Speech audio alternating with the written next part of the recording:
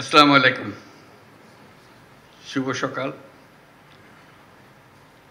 আজকে একটা আনন্দের দিন, স্পেশাল সিকিউরিটি ফোর্সের প্রতিষ্ঠা বার্ষিকী।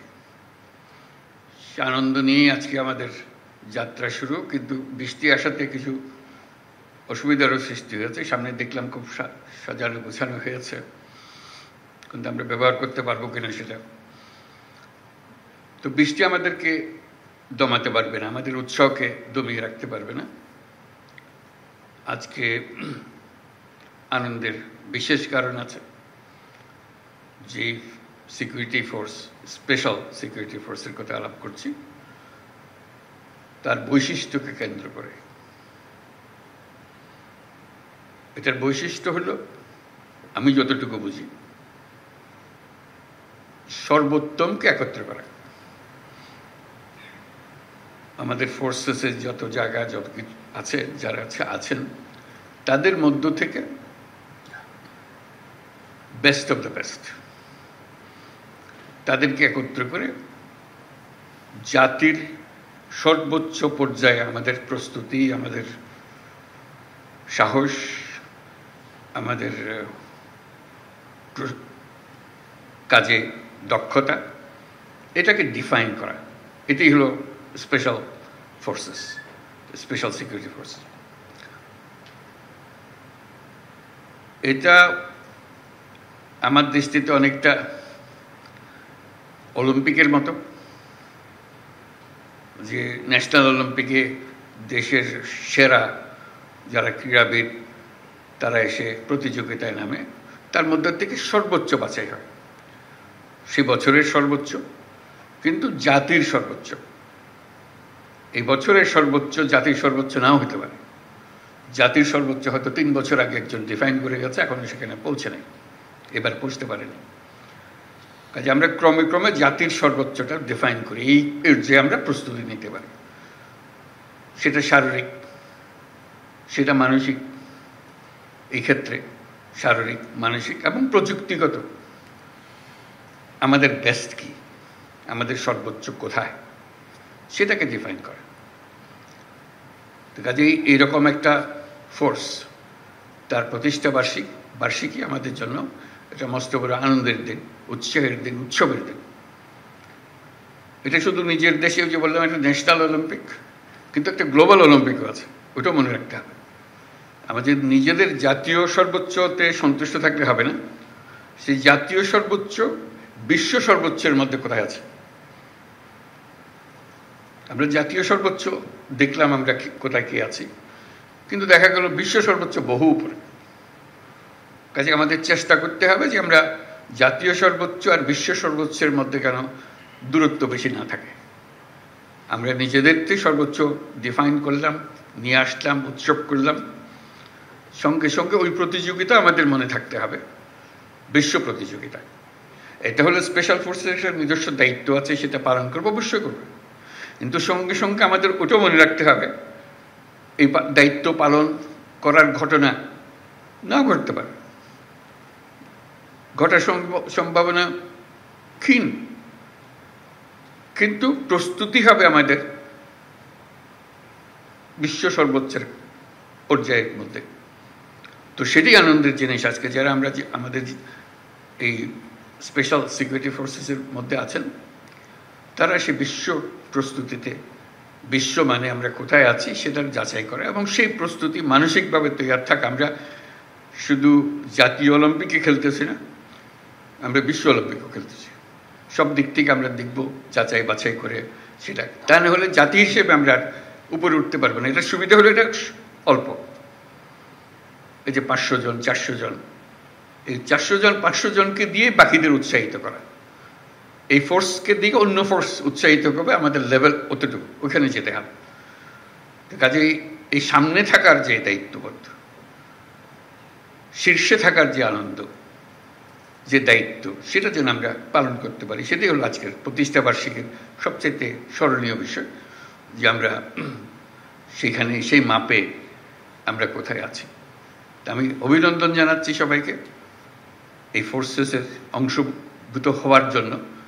এটা একটা বড় প্রতিযোগিতার বিষয় যে আমরা এটার অংশ হতে পেরেছি এবং হওয়ার সঙ্গে সঙ্গে দায়িত্বও বাড়ল। এটা যেন আমরা নামিয়ে না ফেলি, আমাদের যে মান সে মানে যেন আমরা নিচের দিকে না গিয়ে বরং উপরের দিকে আমরা উঠিয়ে দিতে পারি। প্রতিবার যখন এই ফোর্সেস গঠন হয় সেই গঠনের মধ্যে আমরা প্রতিবারেই ধাপে ধাপে উঠছি ও বিশ্বমানের কাছাকাছি চলে যাচ্ছি, এরকম যেন আমরা মনে রাখতে পারি। সেটা ছিল আমার প্রাথমিক বক্তব্য। আমি লিখিত যে বক্তব্য আছে সেটা পড়ে শুনি। এসএসএফ এর ৩৯তম প্রতিষ্ঠাবার্ষিকী উপলক্ষে আয়োজিত এই অনুষ্ঠানে আমাকে আমন্ত্রণ করার জন্য ধন্যবাদ। প্রতি বছরের নিয়ে এবছরও এসএসএফ প্রতিষ্ঠাবার্ষিকী পালন করছে। এসএসএফ অন্য বাহিনীর তুলনায় একটি ক্ষুদ্র বাহিনী, তবে এর কাজের গুরুত্ব এবং সংবেদনশীলতা অনেক বেশি। এই বাহিনী আমার নেতৃত্বে ও তত্ত্বাবধানে পরিচালিত হয়। এসএসএফ একটি প্রশিক্ষিত ও সুশৃঙ্খল বাহিনী যারা আমার ও রাষ্ট্রপতির সার্বক্ষণিক নিরাপত্তা নিশ্চিত করে। এটা একটা দায়িত্ব। আমি যেটা বললাম সে দায়িত্বেরও বাইরে আরেকটা দায়িত্ব আছে, সেটা হলো বিশ্বমানে চলে যাওয়া। দেশের মান যেটা, সেটা আমাদের কারণে, এই বছরের কারণে আমরা যেন জাতীয় মানে নিচে না নামি, বরং জাতীয় মানে উপরে উঠি, আর হলো বিশ্বমানের কাছাকাছি বা সমকক্ষ হতে পারে। এসএসএফ একটি প্রশিক্ষিত সুশৃঙ্খল বাহিনী যারা আমার ও রাষ্ট্রপতির সার্বক্ষণিক নিরাপত্তা নিশ্চিত করে।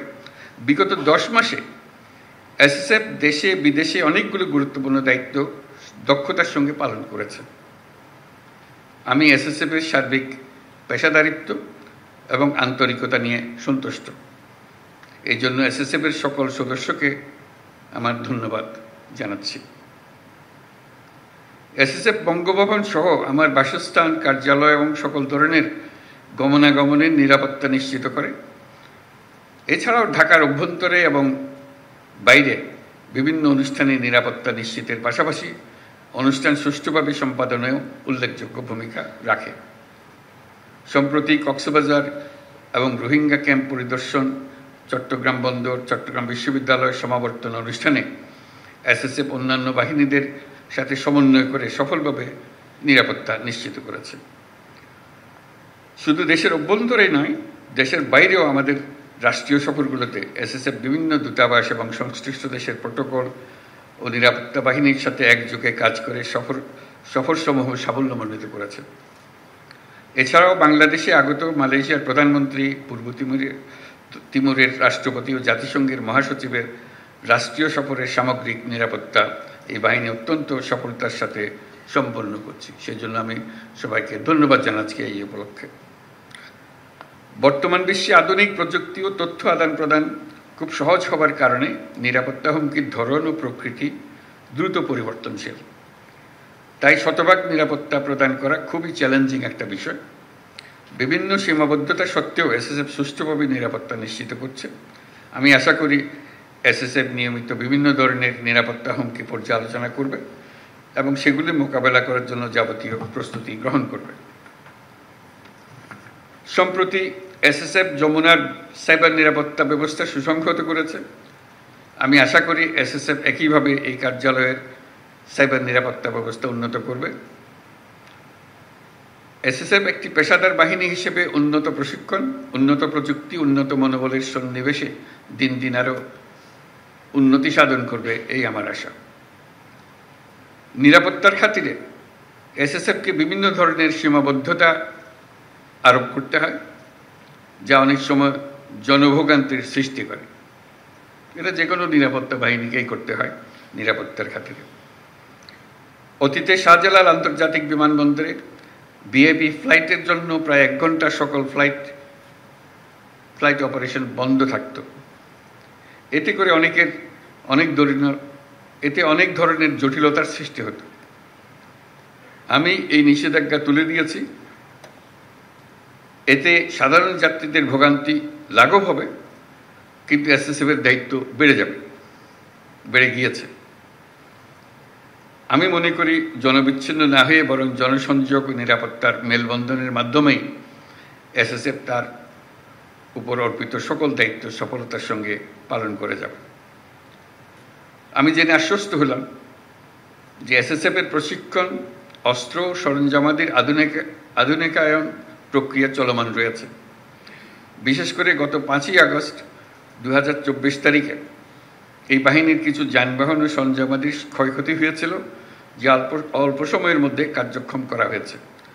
পাশাপাশি বাহিনীর আভিযানিক কার্যক্রম আরও বেগবান ও কার্যকরী করার লক্ষ্যে অত্যাধুনিক অস্ত্র সরঞ্জামাদির ব্যবহার ও দেশে বিদেশে উন্নত প্রশিক্ষণ গ্রহণের মাধ্যমে প্রতিটি সদস্যের সক্ষমতা বৃদ্ধির প্রক্রিয়া অব্যাহত রয়েছে। খুব শীঘ্রই এসএসএফ তাদের 12 বছরের পুরাতন বিএইচএফ রেডিও কমিউনিকেশন সিস্টেম পরিবর্তন করে সর্বশেষ মডেলের ইউএইচএফ রেডিও কমিউনিকেশন সিস্টেম সংযোজন করবে, যা তাদের আভিযানিক কার্যদক্ষতা বহুলাংশ বৃদ্ধি করবে।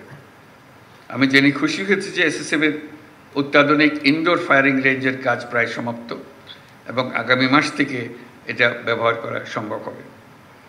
এই ফায়ারিং রেঞ্জের জন্য ভূমি বরাদ্দ সহ অন্যান্য সহযোগিতা প্রদান করার জন্য বাংলাদেশ বিমান বাহিনীকে আন্তরিক ধন্যবাদ জানাচ্ছি।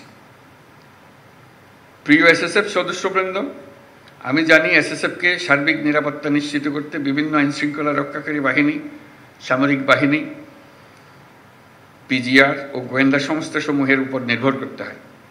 তাই আমি আশা করব এসএসএফ সকল সহযোগী বাহিনী ও সংস্থার সাথে সুসম্পর্ক বজায় রাখবে এবং নিবিড় যোগাযোগ ও সমন্বয়ের মাধ্যমে তারা দায়িত্ব পালন করবে। এসএসএফকে একটি অত্যাধুনিক এবং পেশাদার বাহিনী হিসেবে গড়ে তোলার লক্ষ্যে সেনা, নৌ, বিমান, পুলিশ ও আনসার বাহিনী হতে চৌকস অফিসার নির্বাচন ও প্রেরণ করায় আমি সকল বাহিনী প্রধানদের প্রতি গভীর কৃতজ্ঞতা প্রকাশ করছি। বিশেষ করে এসএসএফকে বিভিন্ন ধরনের প্রশিক্ষণ সহায়তা প্রদান করার জন্য বাংলাদেশ সেনাবাহিনীকে আমার ধন্যবাদ জ্ঞাপন করছি। প্রিয় এসএসএফ সদস্যবৃন্দ, রাষ্ট্রঘোষিত ভিআইপিদের নিরাপত্তা প্রদানে পেশাগত দক্ষতা অর্জনের পাশাপাশি চারিত্রিক দৃঢ়তা, উন্নত শৃঙ্খলা, সততা, দায়িত্বশীলতা এবং মানবিক গুণাবলীর বিষয়সমূহ গুরুত্বের সাথে বিবেচনা করতে হবে এবং সকল ধরনের রাজনৈতিক মতাদর্শের ঊর্ধ্বে থেকে পেশাদারিত্বের সাথে কাজ করে যেতে হবে। পরিশেষে আমি এসএসএফের মহাপরিচালক ও সকল সদস্যদের এই অনুষ্ঠান আয়োজনের জন্য আন্তরিক ধন্যবাদ জানাই। আমি বিশ্বাস করি সুযোগ্য নেতৃত্ব এবং সঠিক দিক নির্দেশনা এবং এই বাহিনীর প্রত্যেক সদস্যের পেশাদারিত্ব ও আন্তরিকতার মাধ্যমে এসএসএফের উত্তরোত্তর উন্নতি অব্যাহত থাকবে। আপনাদের ও আপনাদের পরিবারের সকলের সুস্বাস্থ্য এবং কল্যাণময় জীবন কামনা করে আমি আমার বক্তব্য শেষ করছি। সকলকে অশেষ ধন্যবাদ। আল্লাহ হাফেজ।